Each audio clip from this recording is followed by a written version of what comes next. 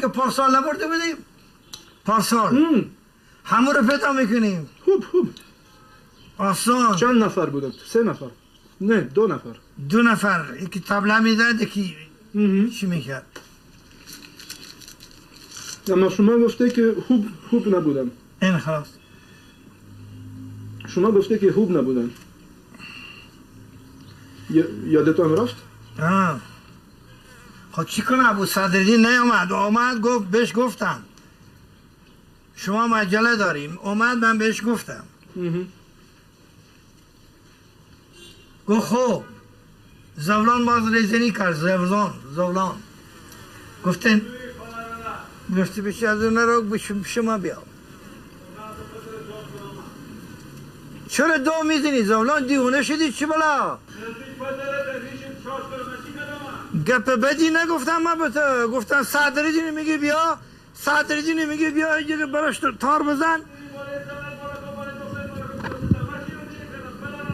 چی دو میزنی زولان من تو چی گفتم چی گفتم من تو را اینو چی میگه اینه من به تو برای تو کپی ندارم اینه دان اینجا شیشه بیادش فرسان کن اگه دان اینجا شیشه بیا فرسان کن این من برای تو چی گفتم زولان دیونه شدی چی بلا من به تو بدی نگفتم دان اینجا شاشته اینه یه سال نان میخوره بیا من به تو گپ بدی نگفتم دو میزنی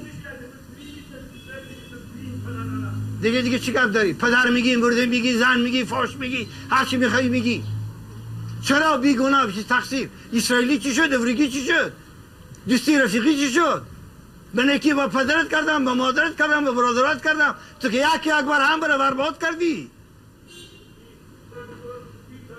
من گویی من نصارا من گبر من ترسا تو خوب او یالا کار من دیگه یالا کار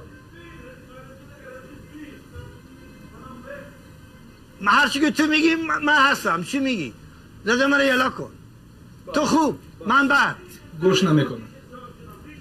من بعد سگ بارینو به جانه میفته بینی چی میگه گوش نمیکنم من به تو گپی ندارم میگو صدرالدین گفتم صدرالدین گفتم زولان گفتی پیش دو بره تو خواه پیش دو بره تو به جان من میده پدر مرده و زنده و فاشمانی میگی